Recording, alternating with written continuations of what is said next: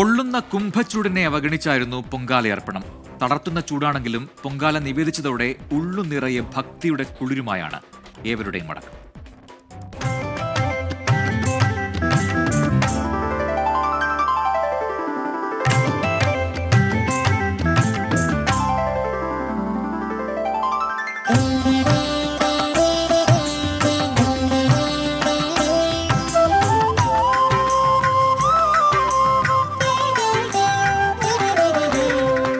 പൊങ്കാല തലേന്ന് മൂടിക്കെട്ടിയ ആകാശം, ചെറുതായി ചാറി മഴ.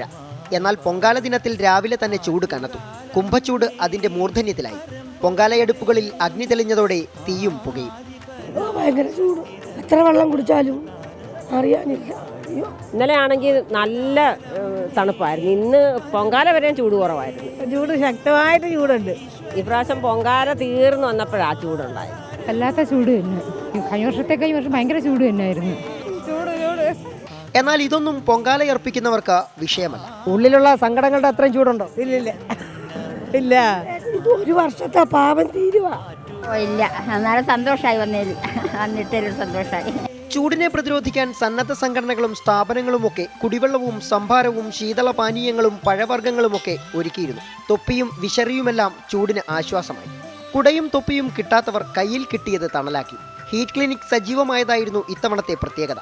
ആരോഗ്യ വകുപ്പ് പ്രത്യേകമായിട്ടുള്ള ക്രമീകരണങ്ങൾ എല്ലായിടങ്ങളിലും ഒരുക്കിയിട്ടുണ്ട്. പിന്നെ ഹീറ്റ് ക്ലിനിക്കുകൾ ഉണ്ട്. കാരണം നല്ല ചൂടാണ്, പെട്ടെന്ന് ഡീഹൈഡ്രേറ്റഡ് ആകും. അപ്പോൾ വെള്ളം നമ്മൾ ഈ ചൂടിലും ഇതിലും വെള്ളം കുടിക്കാൻ ചിലപ്പോൾ മറന്നു പോകും. കൂളറ് പിന്നെ മറ്റ് സൗകര്യങ്ങളെല്ലാം തന്നെ എല്ലാ ക്ലിനിക്കുകളിലും ഒരുക്കിയിട്ടുണ്ട്. ചൂടെന്ന് കരുതി മാറി നിന്നാൽ ഉപജീവന മാർഗം മുടങ്ങും.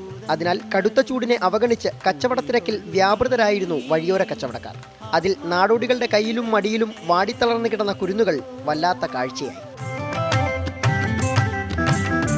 ഉള്ളിലെ വെന്തുരുകുന്ന സങ്കടച്ചൂടിന് മുന്നിൽ ഈ പൊള്ളുന്ന വെയിലൊന്നും ഇവരിൽ പലർക്കും ഒരു പ്രശ്നമേയല്ല.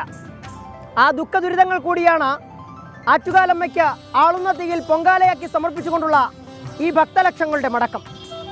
അനന്തപുരിയിൽ നിന്നും ഷൈജു ചാവശ്ശേരിക്കും രാജ്കിരണിനുമൊപ്പം സുജിത് സുരേന്ദ്രൻ, 24.